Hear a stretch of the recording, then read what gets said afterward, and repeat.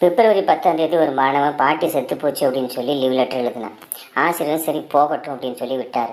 March மாதம் 10 அதே மாணவன் பாட்டி செத்து போச்சுன்னு லீவ் லெட்டர் எழுதினான். ஆசிரியர் சரி தூரத்தில் இருக்க ஏதோ ஒரு பாட்டியாக இருக்கும் போகட்டும்னு சொல்லி விட்டார். ஏப்ரல் 10 அதே மாணவன் பாட்டி செத்துட்டாங்கன்னு சொல்லி லீவ் லெட்டர் எழுதினான். ஆசிரியர் கோவத்தில், ஏன்டா எப்போ பார்த்தாலும் பாட்டி செத்து போச்சுன்னு லீவு கேட்குறேன், இதை பார், என்னை பற்றி உனக்கு தெரியாது, நான் யாருன்னு நினச்சேன் அப்படின்னாரு. சார் எங்கள் தாத்தாவை பற்றி தான் சார் உங்களுக்கு தெரியாது அப்படின்ட்டு இருக்கான் அவன். ஒரு திருடன் வீட்டுக்குள்ளே புகுந்து கட்டில் மேலே காலாண்ட போய் தலையாண்ட போய் தேடுறான். அப்படி இப்படி தேடும்போது வீட்டுக்காரன் முழிச்சிட்டான். என்னடா பீரோ சாவியை தேடுறேன்னா. அண்ணன் எப்படின்னு கண்டுபிடிச்ச? என்னடா இது தெரியாத எனக்கு. சரி தொழிலுக்கு புதுசாக இல்லை சர்வீஸ் உண்டான்னா. இல்லைண்ணே இன்னைக்கு தானே ஆரம்பித்த இந்த வேலையான்னா. அதானே பார்த்தேன். ஒரு ஆம்பளை கிட்ட வந்து சாவியை தேடுறியே பைத்தியக்காரா. அதை படுத்துட்டு இருக்கிறாளே அவள் காலுக்கடியில் போட்டிருக்க தலகாணி கடியில் தாண்டா இருக்குது. அதை எடுக்க நானே 3 நாளாக படாத பாடுபட்டு இருக்கிறேங்கிறது எனக்கு மட்டும்தாண்டா தெரியும் அப்படின்னா. தயவு செஞ்சு சொல்கிறேன், கொஞ்சம் அமைதியாக அதை எடு, அவசரப்படாத. எதுவாக இருந்தாலும் நான் உத்து பார்த்துன்னுக்கிறேன், கவலைப்படாத. சத்தம் இல்லாமல் சாவியை எடுத்து அந்த பீரோவை திறந்து முள்ளங்கி கட்டு மாதிரி 300 ரூபா வச்சுருப்பா. அதை எடுத்துக்கோ. கஷ்டப்பட்டவர் நீ 200 ரூபாய் வச்சுக்கோ. 100 ரூபாயை எனக்கு கொடு. அவனும் போய் பீரோவை திறந்து கஷ்டப்பட்டு எடுத்துட்டு அவன் சொன்னான், நான் வெளியில் கஷ்டப்படுறேன், நீ வீட்டுக்குள்ளேயே கஷ்டப்படுற. நான் இல்லாத கஷ்டப்படுறேன், ஆனால் நீ வச்சிருந்தே கஷ்டப்படுறேன். ஆனால் போடா, நான் இந்த வீடு இல்லைன்னா இன்னொரு வீட்டில் கூட எடுத்துக்குவேன். உன்னால் அது முடியாது. இந்தா 300 ரூபாயை நீயே வச்சுக்கோ. அப்படின்னே அவனுக்கு ஆச்சரியமாக போச்சு. என்னடா இப்படி சொல்கிற அப்படின்னா. ஒரு ஆம்பளையோட கஷ்டம் இன்னொரு ஆம்பளைக்கு தாயா தெரியும், அதனால தான் ஏன் சொல்கிறேன், வச்சுக்கோன்னா திருடன். ஒரு மளிகை கடையை திறக்க பெரிய மகான் வந்திருந்தார். ரிப்பன் கட் பண்ணி திறந்த உடனே மளிகை கடைக்காரன் கேட்டான், சாமி இங்கே விநாயகர் படம் மாட்டவா இல்லை பெருமாள் படம் மாட்டவா அப்படின்னு வந்த மகான்கிட்ட கேட்டான். அந்த மகான், நீ எந்த படம் வேணாலும் மாட்டு, ஆனால் கலப்படம் பண்ணி மட்டும் மாட்டிக்காதரான்ட்டார்.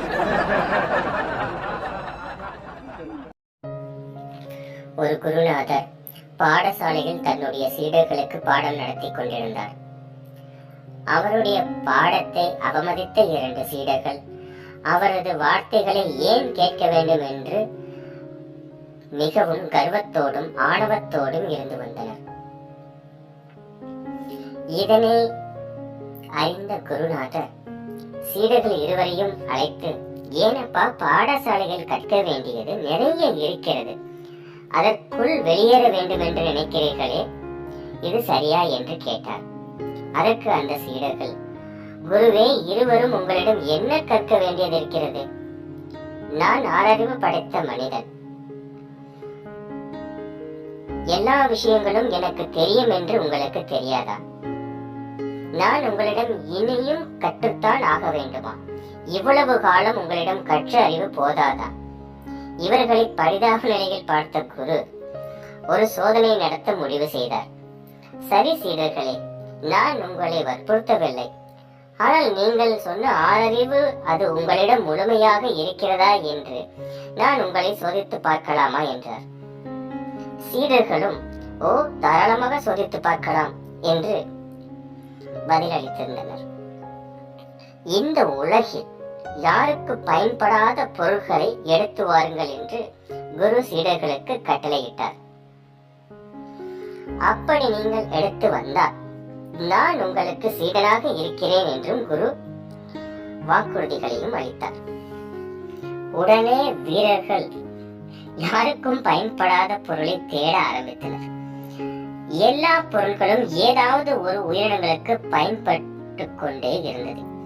இதை கண்ட சீடர்கள் சோர்ந்து போய் உட்கார்ந்திருந்தனர். அப்பொழுது அவர்களுக்கு காய்ந்த சருகு ஒன்று தென்பட்டது. அதை எடுத்து செல்லலாம் என முடிவு செய்திருந்தனர். ஆனாலும் அந்த சருகுகள் குருவிகளை எடுத்துக்கொண்டு கூடு கட்டுவதை கண்டனர். வெறுத்து போய் சிறிது தூரம் நடந்து சென்றார்கள். அதே சருகுகளை மனிதர்கள் வீட்டு குடிசைகளாக இருப்பதையும் கண்டனர். மீண்டும் சிறிது தூரம் நகர ஆரம்பித்தார்கள். அந்த சருகுகளை மாடுகள் மென்று தின்று கொண்டு இருந்தது. சிறிது தூரம் மீண்டும் நகர ஆரம்பித்தனர். அதே சருகுகள் தீப்பற்றி எரிய மலைவாழ் மக்கள் பயன்படுத்துவதை கண்டனர். களைத்து போய் சீடர்கள் குளத்தில் நீர் பருக சென்றனர். அந்த குளத்தில் மிதந்த சருகுகளின் மேல் ஒரு எறும்பு உயிருடன் மிதந்து இருந்தது. இதனை கண்ட சீடர்கள் எதுவும் கிடைக்காமல் திரும்பி குருவினுடைய பாடசாலைகளுக்கே வந்து நடந்த கதையை கூறினார்கள். இதனை கேட்ட குரு சிரித்துவிட்டு கூறினார், சாதாரண உயிரற்ற சருகுகள் இவ்வளவு விஷயங்களுக்கு பயன்படுகிறது என்றால் பகுத்தறிவுள்ள மனிதன் நீங்கள் எத்தனை விஷயங்களுக்கு பயன்பட வேண்டும் என்றார். இதனை கேட்ட இரு சீடர்களும் குருவில் காலில் விழுந்து மன்னிப்பு கேட்டுக்கொண்டனர். குருவின் பாடசாலையை மீண்டும் கற்றுத் தேர்ந்தனர். மனிதனாக பிறக்க நீ பல கோடி புண்ணியம் செய்திருக்க வேண்டும். கடவுளே இல்லை என்று வாதம் செய்யும் ஒருவன் அடர்ந்த காட்டு வழியில் பயணம் செய்தான். அப்போது அவன் கண்ணெதிரே ஒரு புலி ஒன்று தென்பட்டது. புலியை கண்ட இவன் ஓட்டம் பிடிக்க துவங்கினான். ஓட்டம் அதிகமாக அவனது களைப்பும் அதிகமானது. ஆனால் புலி இவனை துரத்தி பின்னால் வரவில்லை, முன்னால் வந்து நின்றது.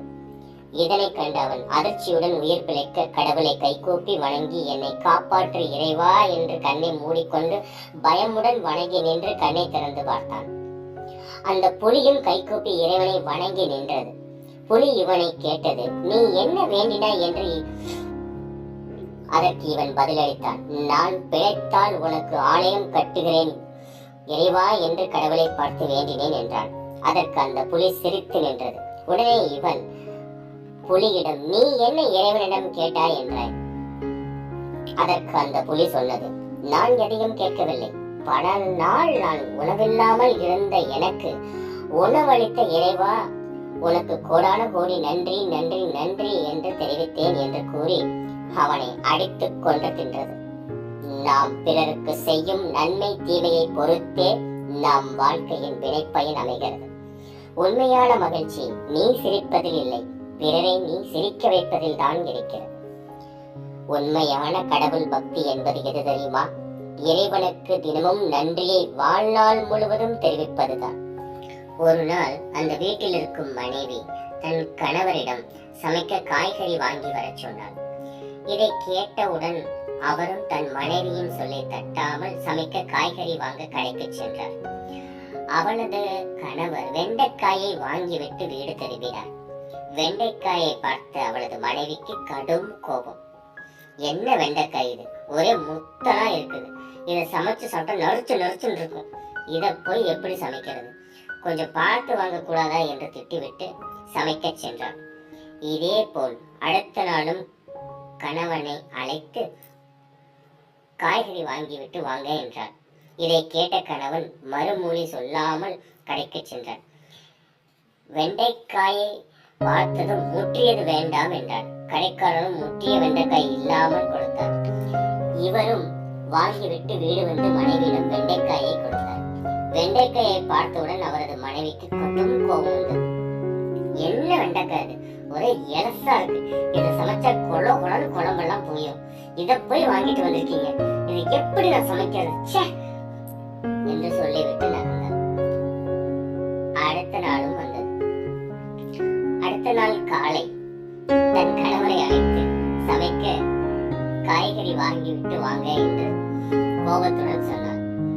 இதை கேட்ட கணவரும் எதுவும் பேசாமல் கடைக்கு சென்று முத்தின வெண்டைக்காயும் வேண்டாம், இலசான வெண்டைக்காயும் வேண்டாம், கரெக்டா இருக்கிற வெண்டைக்காயை கொஞ்சம் பார்த்து கொடுப்பா என்றார். அதே போல் கடைக்காரரும் கொடுத்தார். ஆகா, இந்த முறை நாம் சரியாக பார்த்து காய் வாங்கிவிட்டோம், இனி இதை மனைவியிடம் காண்பித்து பாராட்டி பெற வேண்டியதுதான் என்ற எண்ணத்தில் வீட்டுக்கு வந்து தன் மனைவியிடம் வாங்கி வந்த வெண்டைக்காயை காண்பித்தார். வெண்டைக்காயை பார்த்த அவளது மனைவிக்கு கடும் கோபம் வந்தது. யோ, உனக்கு வெண்டைக்காய் தவிர வேற எந்த காயும் கண்ணுக்கு தெரியாதா? இல்ல கடைக்கு போகும்போது உன் கண்ணை எங்கேயா புடலையா வச்சிருக்கிற? எப்ப பார்த்தாலும் வெண்டைக்காயே தூக்கிட்டு வர. ஐயோ! கணவருக்கு என்ன செய்வதென்றே தெரியவில்லை. அமைதியாகிவிட்டார். வெண்டைக்காய் மட்டும் சமையல் அல்ல, சமையலில் வெண்டைக்காய் ஒன்று என்பது போல் பிரச்சனைகள் மட்டும் வாழ்க்கை அல்ல, வாழ்க்கையில் பிரச்சனையும் ஒன்று.